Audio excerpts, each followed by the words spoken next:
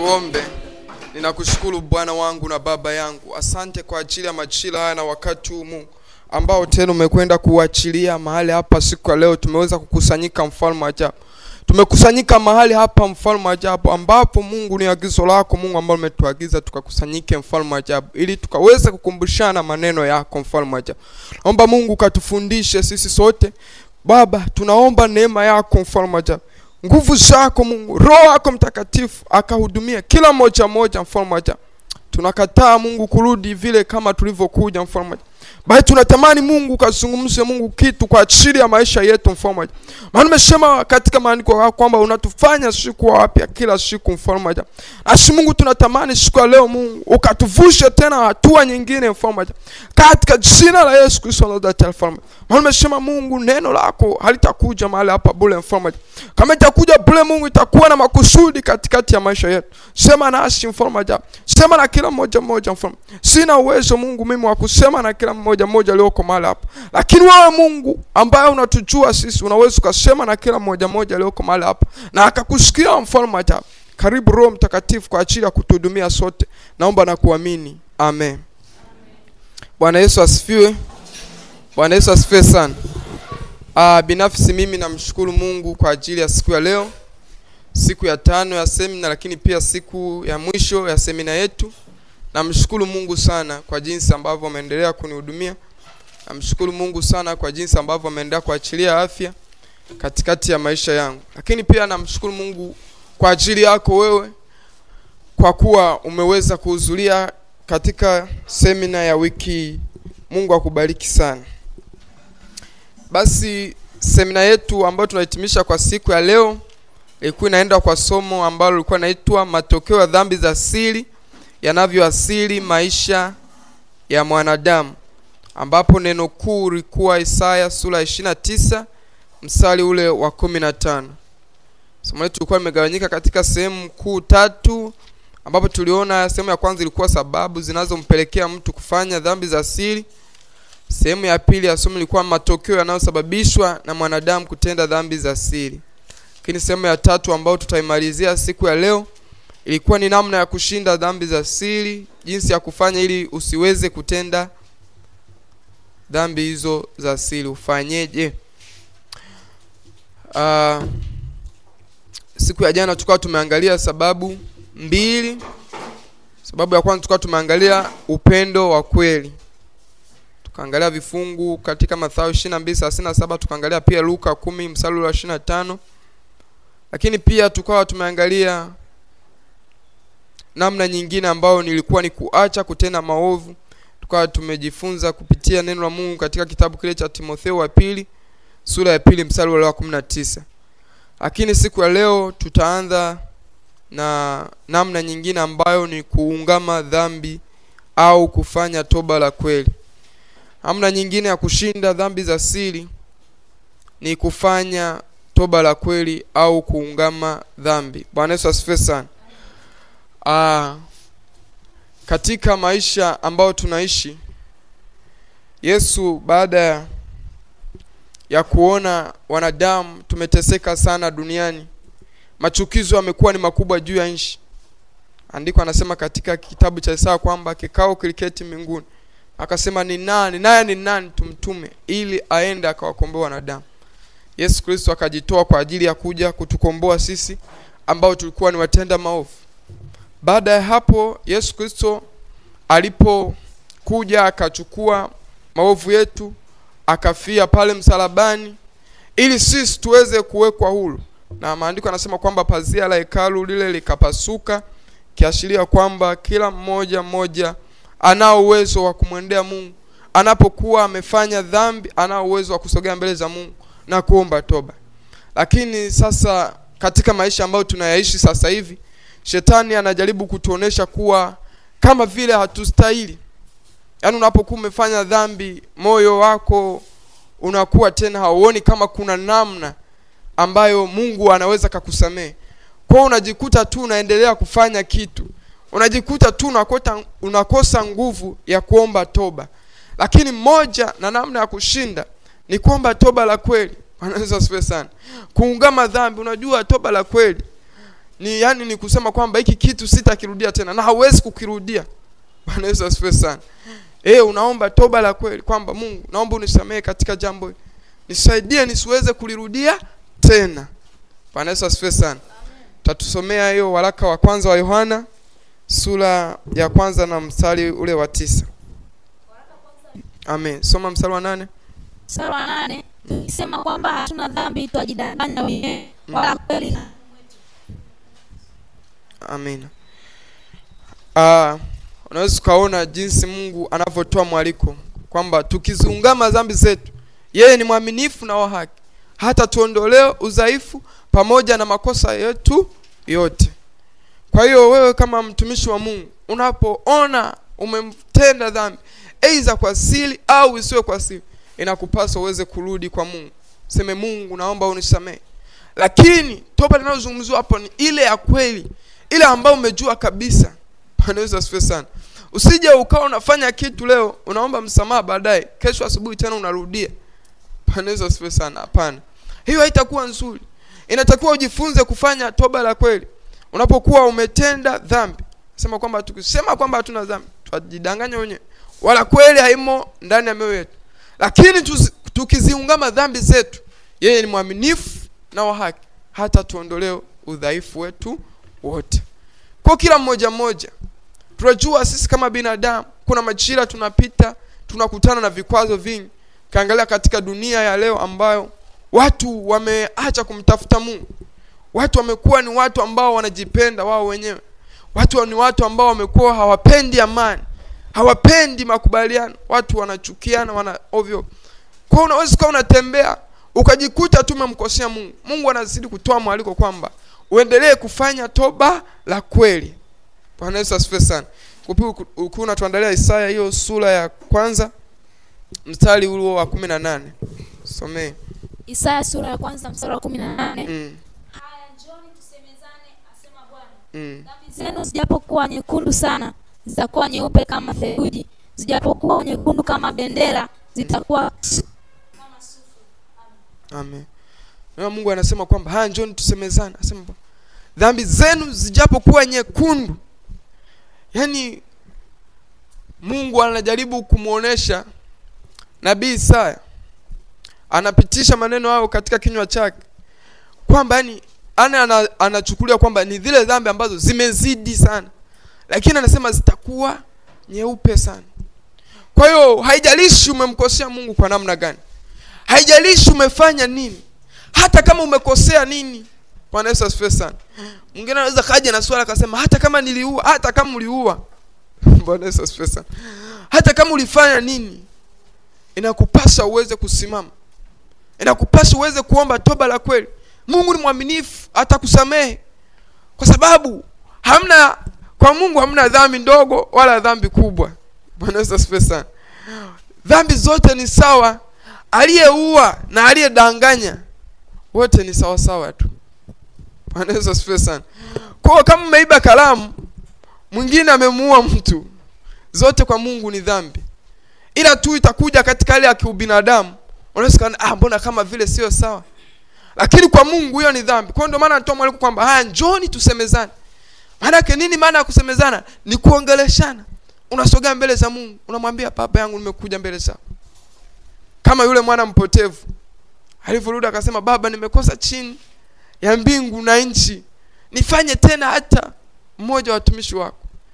Kwa Yesu alitoa ule mfano wa yule mtoto mpotevu ambaye alienda kudai kwa baba yake mali. Lakini ule mtoto alivyopewa zile pesa, akaenda kuzitumia kwa anasa. Bwana Yesu asifiwe sana. Akatumia huko, akatumia, baadaye pesa zile zikaisha. Bwana Yesu asifiwe sana. Lakini yule mtoto katika hali ya mateso akakumbuka baba yake alivyotajiri. Bwana Yesu asifiwe sana. Akakumbuka ni kwa jinsi gani. Akasema, jamani, hata kama nidiriki kula na nguruwe, wakati wapo wafanya kazi kwa baba wanakula vizuri, akasema ngoja nirudi kwa baba yangu. Alivyorudi, maandiko yanasema kwamba baba yake akamsamehe, tena akamfanyia na sherehe, mpaka yule ndugu yake kawa anatamani, kwa nini babu mnamtendea huyu, mimi nafanya kazi kila siku. Lakini Yesu alikuwa anataka kuwafundisha nini? Kwamba Mungu ametupa vitu vizuri sisi. kila mtu amepewa kitu chake. Sasa tulivyokuja hapa duniani, unaweza ukawa ulipotea katika njia, ukaenda kwenye kusudi ambalo sio la Mungu. Bwana Yesu asifiwe sana. Kwa umefanya huko mambo, umefanya huko dhambi, umefanya vitu, lakini sasa umelisikiliza neno la Mungu, unatamani kurudi. Sasa usianze kusita kurudi kwa sababu ya vile vitu ambavyo umevifanya. Anatamani urudi tena. Ukirudi Mungu atakupokea kwa nini? Kwa shangwe. Bwana Yesu asifiwe sana. Mungu amekuja kutafuta watu waliopotea. Ndio maana Yesu akatoa mfano akasema, yani yeye hawezi kusema kwamba yani wewe umeshampokea Yesu, yani kwamba aendelee labda kukufanya sijui namna gani. Lakini ninachotaka kumaanisha kwamba Mungu anatamani sana mtu ambaye hajaokoka au mtu ambaye hajatengeneza vizuri aweze kutengeneza. Bwana Yesu asifiwe sana. Ndio maana wakati mwingine Yesu akatoa mfano akasema kwamba, kwa mfano mtu ukiwa na labda na mbuzi 100, akipotea mmoja, utawaacha wale 99, utaenda kufanyaje? Kumtafuta yule mmoja. Kwa Yesu anatamani hata kama ni mtu mmoja umetoweka, yani umetenda dhambi, jaribu kurudi kwa Bwana ili Mungu aweze kukurudia tena. Bwana Yesu asifiwe sana. Katika habari ya toba, yani tunapaswa kuwa watu ambao tunapenda kufanya toba la kweli. Bwana Yesu asifiwe sana. Namna nyingine ni kumwabudu Mungu katika roho na kweli. Bwana Yesu asifiwe sana. Inatupasa tuweze kumwabudu Mungu katika roho na kweli. Katika nyakati hizi ambazo ni za mwisho, ambazo zimeshatabiriwa, kila kitu ambacho kimeshatabiriwa, vitu kama vyote vimeshatokea, unapaswa kumwabudu sana Mungu katika roho na kweli. Kwa sababu wapo watu wanaigiza kumwabudu Mungu, lakini kumbe hawamwabudu Mungu katika roho na kweli. Watu wanajaribu kufanya vitu ambavyo yani vinawafurahisha wao tu kwa muda huo, lakini sio katika nyakati zijazo. Katika nyakati hizi watu hawamwabudu Mungu katika roho na kweli. Wamebaki tu ni kwenda kwa ajili watu waone, kwa ajili ya vitu mbalimbali, lakini sio kumwabudu Mungu katika roho na kweli. Sasa ili uweze kushinda kutenda vitu vya namna hiyo, ili uweze kushinda kutenda dhambi za siri, lazima uhakikishe unamwabudu Mungu wako katika roho na kweli. Ukimwabudu Mungu katika roho na kweli, Mungu atakufundisha vitu. Hautaweza kuwa na makando kando, hautaweza kuwa na siri. Bwana Yesu asifiwe sana. Wewe unafanya dhambi za siri, hautaweza, kwa sababu unajua kabisa, Mungu, mimi nakuabudu katika roho na kweli. Mungu, natamani kwenda kukuimbia mahali pale. Natamani watu waokolewe kupitia huu wimbo naoenda kuimba. Mungu, natamani hiki kitu ninachokifanya, natamani ama mahubiri nayoyafanya, watoto wako Mungu wakaweze kuokolewa. Wewe natamani Mungu, siku ya leo nitakapoenda mahali pale Mungu, natamani nikaweze kufunguliwa. Natamani Mungu kanifundishe hivi na hivi. Hautaweza kama kufanya dhambi ya siri. Inakupasha uweze kumwabudu Mungu katika roho na kweli. Tusomee hiyo Yohana sura ya 4 mstari wa 23 mpaka wa 24. Yohana sura ya 4 mstari wa 23 na 24. Lakini saa inakuja, nayo saa ipo, ambayo waabuduo halisi watamwabudu Baba katika roho na kweli. Kwa maana Baba awatafuta watu kama hao wamwabudu. Mungu ni roho, nao wamwabuduo yeye imewapasa kumwabudu katika roho na kweli. Amen. Amen. Mungu ni roho, nao wamwabuduo yeye imewapasa kumwabudu katika roho na kweli. Bwana Yesu asifiwe sana. Saa ipo, nayo saa ni lini? Ni sasa, ambao wamwabuduo halisi, ambao wanao mwabudu Mungu wanapaswa kumwabudu ni sasa. Nao anasema tena mstari wa 20 kwamba Mungu ni roho, nao wamwabuduo yeye imewapasa kumwabudu katika roho na kweli. Sio katika roho tu, na kweli. Bwana Yesu asifiwe sana. Inakupasa uweze kumwabudu Mungu katika roho na kweli. Wakati ndio sasa. Maandiko yanasema Mungu anawajua walio wake, nao walio wake wanamjua. Je, unamjua Mungu unayemwabudu? Je, Bwana Yesu asifiwe sana. Unajua kuna majira yanafika wakati kuna watu hawamjui hata Mungu wanayemwabudu. Bwana Yesu asifiwe sana. Watu wanamjua Mungu fulani. Waje kusikia wanasema mimi yani mimi nataka nikaombewe na fulani. Sasa unajiuliza, unamwamini Mungu au unamwamini mtu? Bwana Yesu asifiwe sana. Fulani mimi asipokuwepo, fulani asiponiombea, fulani asipofanya hivi, unamwamini Mungu kweli? Unamwabudu Mungu katika roho na kweli? Bwana Yesu asifiwe sana. Mungu ni roho, na waabudu yeye. Kama unamwabudu Mungu, kama umejitoa kwa ajili ya kufanya neno la Mungu, maandiko yanasema kwamba umekupasa kumwabudu katika roho na kweli. Bwana Yesu asifiwe sana. Sasa ipo nayo sana sasa ambao waabudu halisi watamwabudu Mungu katika roho na kweli. Jaribu kumwabudu Mungu katika roho na kweli. Usiigize, kwa sababu muda umeshapita sana. Kama umepata neema ya kusimama, msimama uweze kumzalia Mungu matunda. Ni wakati wa kumzalia Bwana matunda, sio wakati tena wa kuigiza. Kwa sababu ni dhama ambazo ni za uovu, watu wanatenda dhambi. Watu wanafanya dhambi sana. Bwana Yesu asifiwe sana. Inakupasa muabudu Mungu katika roho na kweli ili uweze kuokoa watu. Bwana Yesu asifiwe sana. Hizi ni nyakati mbaya sana. Watu wanatenda dhambi. Kama hautamwabudu Mungu katika roho na kweli, na wewe utapotea. Na wewe utapoteza, utashindwa kujua ni Mungu gani au ni kitu gani ambacho Mungu amekuwekea. Sasa ipo nayo ni sasa. Kama unamwabudu Mungu, hakikisha unamwabudu Mungu katika roho na kweli. Bwana Yesu asifiwe sana. Namna nyingine ni kufunga, kusali pamoja na kuomba. Ili uweze kushinda dhambi asili, lazima kufunga, kusali pamoja na kuomba. Bwana Yesu asifiwe sana. Lazima uweze kusali, ndugu yangu. Sawa, sisi kama binadamu tunaweza kusema mimi nimeokoka, nimeshaokoka tayari. Nitaenda sasa kanisani kufanya nini? Nitaenda kufanya nini? Mimi niombe tena nini? Mimi nifunge tena nini? Hapana. Hawezi kuushinda ulimwengu. Ndio maana hata Yesu ulifika wakati akasema roho ilazi, lakini mwili ni dhaifu. Bwana Yesu asifiwe sana. Kwa sababu nia ya mwili ni mauti, lakini nia ya roho ni uzima wa milele. Kwa sababu vitu vingi ambavyo vinafanyika kwenye mwili ni kitu ambacho yani hakipendi kuteswa, kinapenda starehe tu, yani vitu vizuri vizuri. Lakini roho, yani ungeisikiliza roho, ingeweza kufanikisha vitu vingi sana. Bwana Yesu asifiwe sana. Na maana roho inaweza kukwambia hii hela kaitoe, toa labda kwa mjane yule, au toa kwa yatima yule. Lakini mwili unakwambia hiyo hela kashone suti. Bwana Yesu asifiwe sana. Lakini ukijiangalia ndani una suti za kutosha. Bwana Yesu asifiwe sana. Kwa sababu huu mwili wenyewe yani unapenda vitu ambavyo ni vya starehe tu, yani kujipendezesha tu. Bwana Yesu asifiwe sana.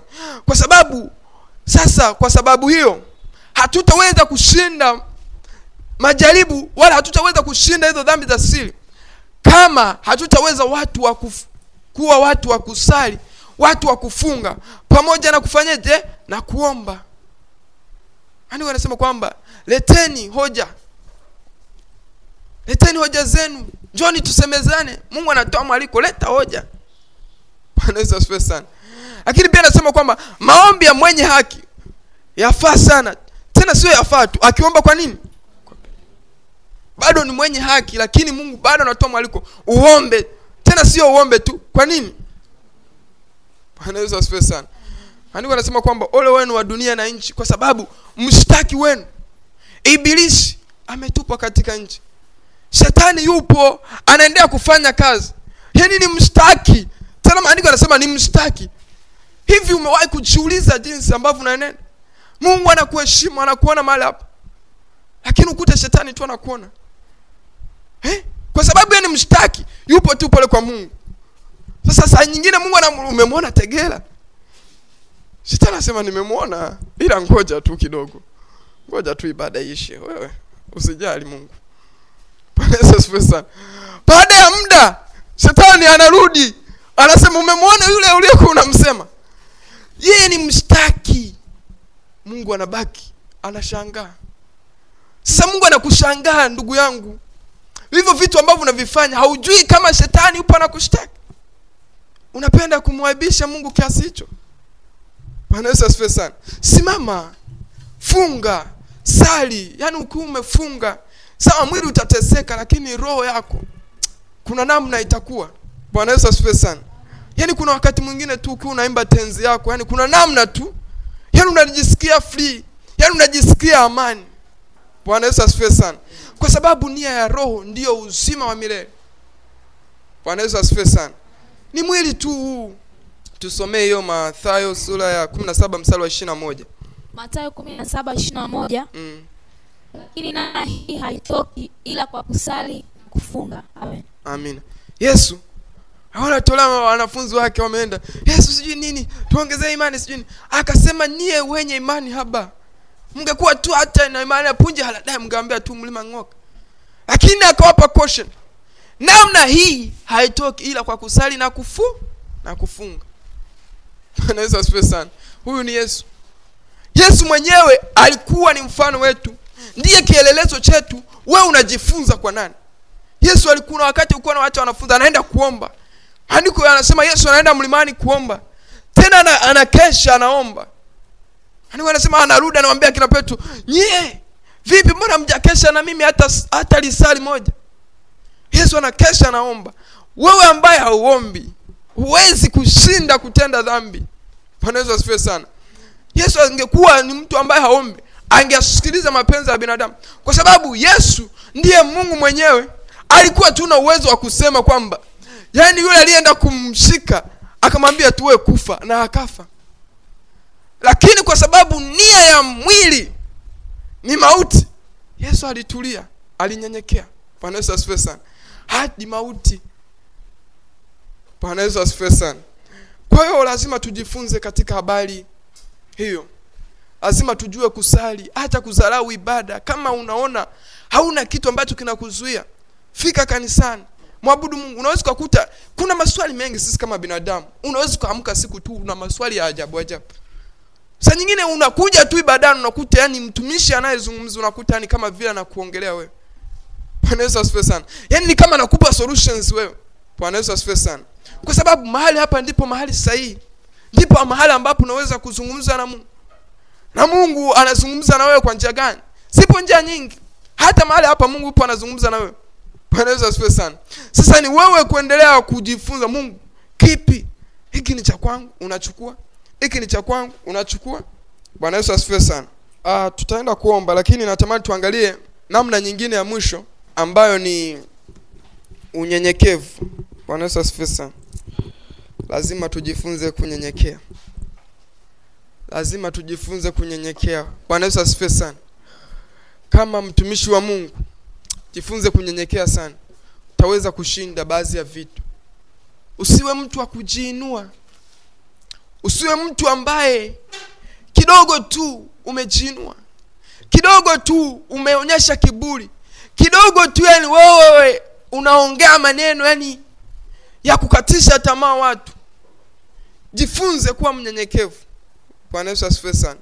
Hata kama umeona kitu kimetendeka namna gani, jifunze, mwambie Mungu nifundishe. Bwana Yesu asifiwe sana. Nisaidie niweze kuwa mnyenyekevu. Sema andiko anasema kwamba Mungu anamwangalia mtu wa namna gani? Anamwangalia mtu mwenye moyo wa kupondeka, ambaye akisikia neno la Mungu, moyo wake na roho yake inatetemeka, inapondeka. Mungu anamwangalia mtu huyo. Bwana Yesu asifiwe sana. Kwa hiyo lazima ujifunze kuwa mnyenyekevu mbele za Mungu. Usiende mbele za Mungu kwa ajili ya hali tu ya mazoea. Usiende tu katika hali ya kawaida. Nyenyekea unapokuwa mbele za Mungu. Ukiwa mnyenyekevu, kuna baadhi ya vitu vingi sana ambavyo Mungu ataweza kukuelekeza wewe. Tusomee huo mstari. Soma na sura hiyo ya 5 hapo mstari wa 5. Mungu wapinga wenye kiburi, anawapa wanyenyekevu nini? Kwa nini Mungu wapinga wenye kiburi? Umewahi kujiuliza? Bwana Yesu asifiwe sana. Mungu anawapinga sana watu wenye kiburi. Kwa sababu ukiwa na kiburi, huwezi kutekeleza maagizo ya Mungu. Utatenda mapenzi yaliyo yako. Ukiwa na kiburi utashindwa kuifanya kazi ya Mungu. Kwa hiyo maandiko yanatusihi tuwe wanyenyekevu. Maana Mungu wapinga wote wajikwezao, lakini Mungu wapa neema wanyenyekevu. Lakini sura ya 5 mstari wa 6 anasema kwamba nyenyekeeni chini ya mkono wa Mungu ulio hodari, ili awakweze kwa wakati wake. Kukwezwa kupo, lakini kwa wakati. Nyenyekea. Mungu wakati ukifika, yeye mwenyewe atakukweza. Usitamani kujiinua, usitamani kujikweza kabla ya wakati. Subiri. Watu wengi wamekuwa ni watu ambao, ndio maana unaona watu wengi unakuta mtu anaanguka tu, yani alikuwa mtumishi mzuri mara tayari nini anatamani kujikweza, lakini kumbe sio wakati. Angenyenyekea, Mungu akazidi kumpa njia, akazidi kumpa vitu, baadaye anakukweza. Bwana Yesu asifiwe sana. Kwa hiyo tujifunze kunyenyekea mbele za Mungu. Mungu mwenyewe wakati sahihi ukifika atatukweza kwa wakati wake. Kila mmoja nyenyekea, tuende kumwambia Mungu, nifundishe mimi niweze kunyenyekea mbele zako. Bwana Yesu asifiwe sana. Soma hiyo Mithali sura ya 15 mstari 33. Kumcha Bwana ni maonyo ya hekima, na kabla ya heshima hutangulia nini? Nyenyekea, ndugu yangu. Yaani usije ukaona watu wanaheshimika, usije ukaona watu wanafanya nini. Walinyenyekea, waliweza kunyenyekea, Mungu baadaye akawaheshimisha. Bwana Yesu asifiwe sana. Mungu anakuja kukuheshimisha, lakini kinachotangulia kwanza ni unyenyekevu mbele za Mungu. Ukishanyenyekea, maandiko yanasema kwamba Mungu ndiye anayekuheshimisha, sio wewe kujiheshimisha. Ukijiheshimisha wewe, hautafika sehemu yoyote. Bwana Yesu asifiwe sana. Lakini Mungu akikuheshimisha, kwa kuwa yeye ni wa milele, mambo yote yataendelea kuwa ya milele. Yaani heshima yako itadumu milele na milele. Bwana Yesu asifiwe sana. Kwa sababu Mungu ndiye amekuheshimisha. Ukiheshimishwa na wanadamu, wanadamu wanaweza wakapotea. Ukiheshimishwa na watu wanaweza tu kawauzi kidogo wakakuacha. Lakini Mungu akikuheshimisha, heshima ambayo amekuheshimisha Mungu inakuwa ni ya milele. Jifunze kuwa mnyenyekevu mbele za Mungu. Bwana Yesu asifiwe sana. Tusome hiyo Mithali 29:23. Mithali 29 mstari wa 23. Kiburi cha mtu kitamshusha, bali mwenye roho ya unyenyekevu ataheshimiwa. Amen. Naona yani kiburi kimemaliza watu wengi. Bwana Yesu asifiwe sana.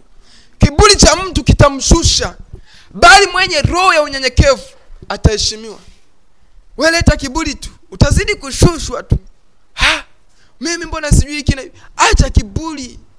Jifunze kunyenyekea. Mbona yule fulani hivi?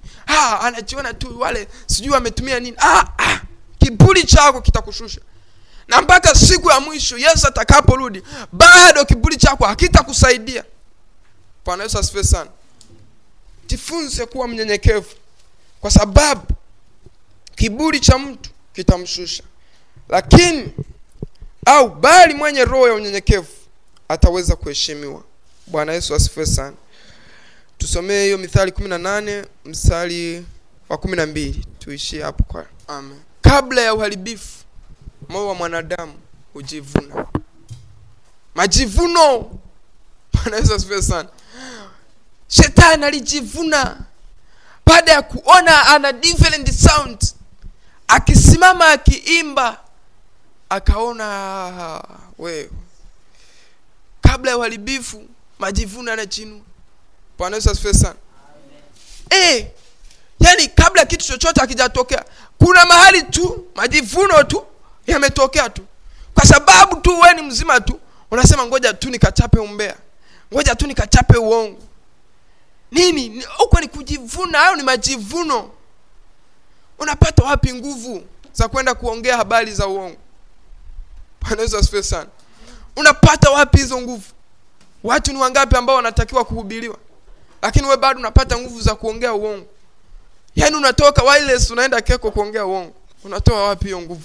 Wakati watu taifa hapo ambao hawajaokoka wapo kibao. Umeshindwa kuchukua Biblia ukaenda kufanya injilisti. Bwana Yesu asifiwe sana. Hayo yote ni majivuno tu, kwa sababu unaona uzima, unahisi kama huo uzima hauwezi kupotea. Lakini maandiko yanasema kwamba kabla ya uharibifu hutangulia nini? Majivuno. Acha kujivuna, ndugu yangu. Bwana Yesu asifiwe sana. Waimbaji, acheni kujivuna. Bwana Yesu asifiwe sana. Kwa sababu kabla ya uharibifu, maandiko yamesema utangulia nini? Majivuno. Wewe muda wa kuimba, wewe unapanga safari. Muda wa kuimba unapanga kazi zako. Ratiba si unaijua, lakini Jumamosi si ndio umeshakuwa unaimba praise. Jumamosi saa 3 si unaijua. Hasa unaanza kupanga tena ratiba zako. Uharibifu na kukuta tayari. kwa sababu ule muda haukuwa muda wa kufua. Sasa kwa kumeenda kufua, amekuja rafiki yako amekushawishi, tayari uharibifu. Bwana Yesu asifiwe sana. Majivuno kwanza yanaanza. Mimi najua hiki kitu, najua pasipo mimi hakuna kitu ambacho kinaweza kuendelea. Pasipo mimi wewe ni nani? Bwana Yesu asifiwe sana. Mungu alisema, aliwaambia wale ambao walikuwa wanasema eti wewe Yesu wakataza wanafunzi wako wasishangilie, wanatupigia kelele. Yesu akamwambia, anaweza kaambia tu hao nyamaza, lakini hata mawe hii miti mnayoiona inaweza kumshangilia. Bwana Yesu asifiwe sana. Mungu hawezi kupungukiwa kamwe, kwa sababu yeye ndiye mwenye vyote. Bwana Yesu asifiwe sana. Kwani maandiko yanasema nchi na vyote vijazavyo ni mali ya nani? Wewe upo wapi? Haupo kwenye nchi, ndugu yangu. Kumbe hata mimi pia ni mali ya nani? Ya Bwana. Bwana Yesu asifiwe sana. Andiko pia nasema kwamba amelaniwa mtu yule amtegemeaye mwanadamu, amfanyaye mwanadamu kuwa kinga yake, huku moyoni mwake amemwacha Mungu. Bwana Yesu asifiwe sana. Tujitahidi, yani usimtegemee binadamu mpaka sasa ukajikuta umemwacha Mungu, yani umeacha kuweka nafasi ya Mungu. Kuna wakati yani mpaka yani sasa yani hivyo. Kama maandiko yalivyosema, huku moyoni mwako umemwacha Mungu. Usimtegemee mwanadamu sana, kwa sababu mwanadamu sisi tunabadilika wakati wowote. Bwana Yesu asifiwe sana. Kwa hiyo lakini Mungu yeye habadiliki, ndio maana anatusii tuendelee kumtegemea. Kama alikuahidi kitu fulani, uwe na uhakika kwamba Mungu atakifanya.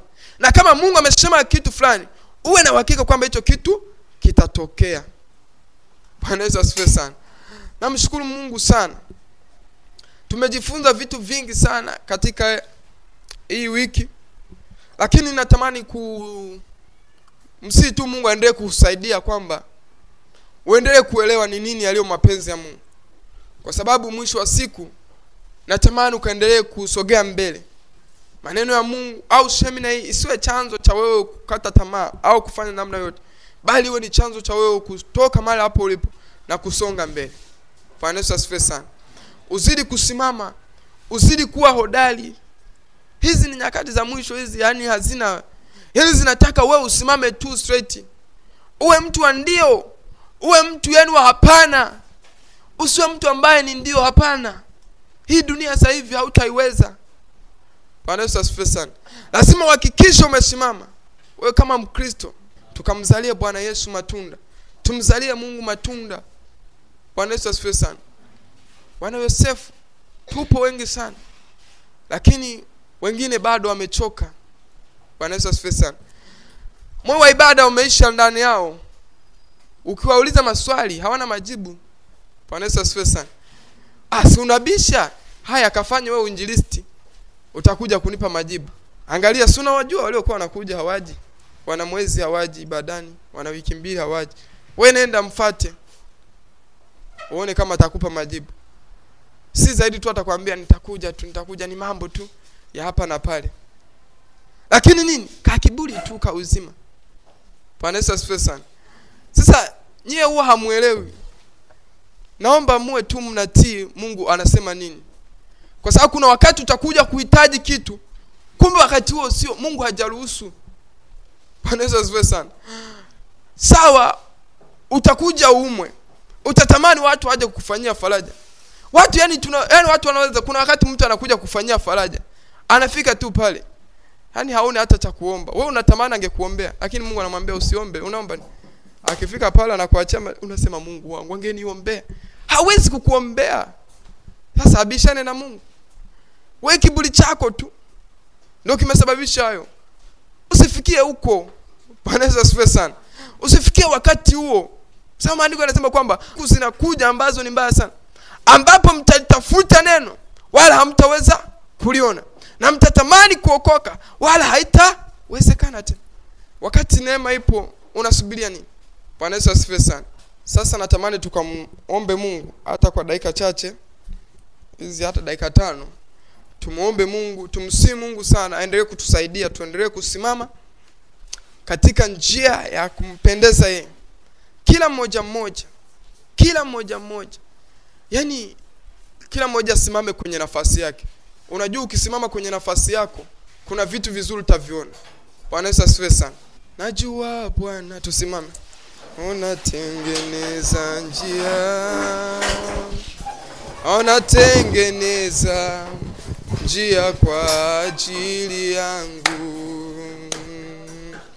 Najua Bwana anatengeneza njia,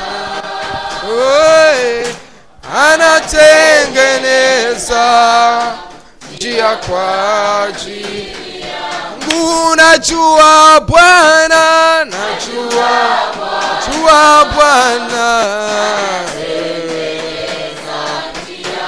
anatengeneza,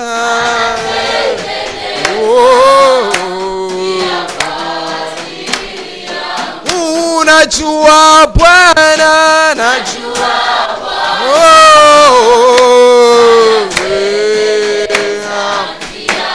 anatengeneza,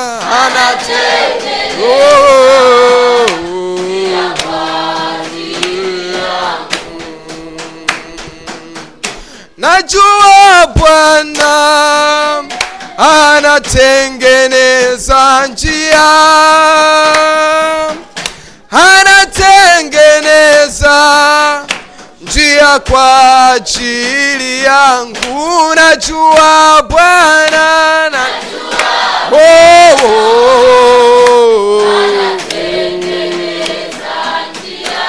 anatengeneza,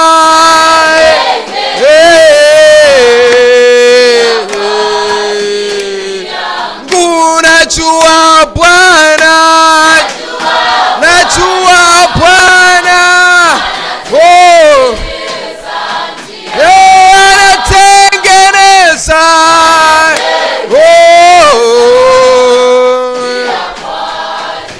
asante Yesu, Mungu unayeweza, Mungu unayetosha, mfalme wa ajabu. Ni kweli Mungu, tunachua wewe Mungu Baba yetu upo unatengeneza njia Mungu, kwa ajili ya maisha yetu, mfalme wa ajabu. Haijalishi Mungu tumekatishwa tamaa kiasi gani, haijalishi Mungu tumekatishwa tamaa kwa muda gani, lakini Mungu tunatambua nguvu zako, lakini Mungu tunatambua uwepo wako kila mahali na kila sehemu ambayo tumetembea Mungu. Tunatamani kibali chako, tunatamani uwezo wako Mungu, ukaendelee kusimama, ukaendelee kutusimamia Mungu, ukaendelee kututia moyo. Yesu Kristo mwana wa Mungu, endelea kwa ajili ya nguvu zako, endelea kwa ajili ya kibali chako Mungu. Tunajua Mungu wewe unatengeneza njia, unatengeneza kwa ajili ya maisha yetu. Tumefika, kuna mahali tumefika Yesu Kristo kama binadamu tukachoka Mungu. Tulitenda dhambi za siri, tulitenda dhambi za siri, lakini Mungu sai, lakini Mungu majira haya Yesu tunatamani ukatutengenezee njia, tunatamani ukaachilie mkono wako, tunatamani ukaachilie nguvu zako katika jina la Yesu Kristo wa Nazareti.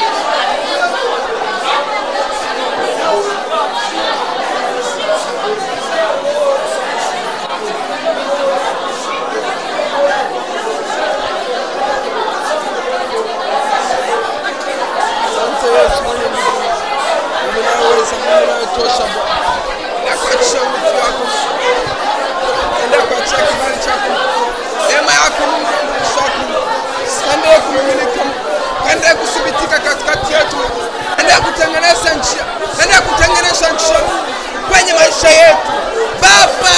Tumefika kama wanadamu tukasahau mapenzi yako, tukasahau ni nini yale mapenzi yako. Tunatamani nguvu zako Mungu zikashuka sasa, tunatamani Mungu sasa ukatutengeneza Yesu, ukatupa nafasi Yesu mwingine pamoja tukaweza kusimama Mungu. Tulienea na Mungu katika njia ya sisi, lakini sasa Mungu tunatamani tukasimame, tunatamani tukasimame, tukaishi maisha ya kupendeza, tukaishi maisha ya kupendeza. Wewe Mungu unasema hautakumbuka ya jana amekwisha kupita Mungu. Yote Mungu sasa yameweza kuwa mapya. Wewe Mungu wangu, wewe Mungu wangu, sio mwanadamu hata useme uongo. Wewe Mungu sio mwanadamu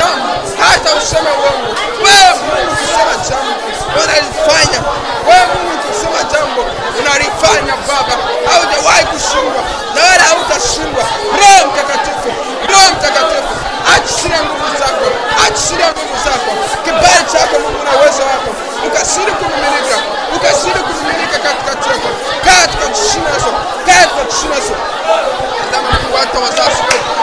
Endelea kuwagusa Mungu na kuachia neema yako.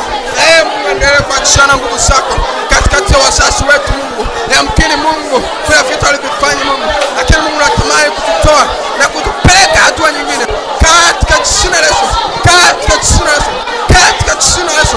Neema yako Mungu, neema yako Mungu, neema yako Mungu ikaendelea kutusimamia, ukaendelea kutuongoza Bwana katika jina la Yesu, katika jina la Yesu. Ripopo saka katika jina la Yesu Kristo na Nazareti hai. Neema yako Mungu na kabisa watoto wako na kabisa kanisa lako mbele zako Mungu. Endelea kuinua Bwana, endelea kuwatetea Mungu, endelea kuwatoa katika viwango, endelea kuwapa ufahamu wakaendelea kukujua Mungu. Wewe Mungu unatengeneza njia, wewe Mungu unatengeneza njia, wewe Mungu unatengeneza njia, njia kwa ajili ya maisha yetu, njia kwa ajili ya maisha yetu. Ribasha karabosi reko sentere bosaka katika jina la Yesu Kristo na Nazareti. Najua Bwana unatengeneza njia Bwana kwa ajili ya maisha yetu.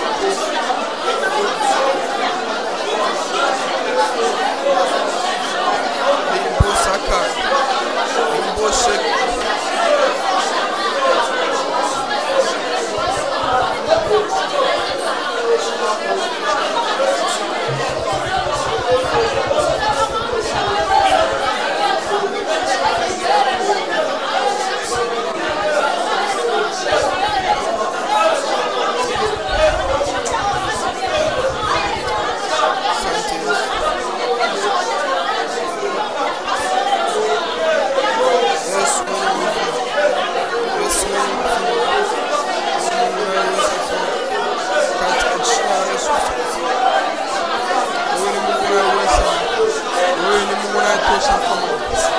Yesu ni Mungu anastahili kuabudiwa na kutosha.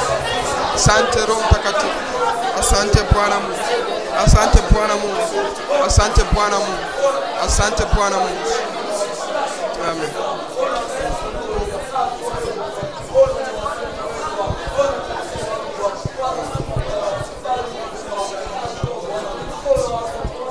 Amina. Bwana Yesu asifiwe. Bwana Yesu asifiwe. Bwana Yesu asifiwe sana. Kitabu cha Hesabu sura 23 mstari wa 19, maneno ya Mungu yanasema, Mungu si mtu aseme uongo, wala si mwanadamu ajute.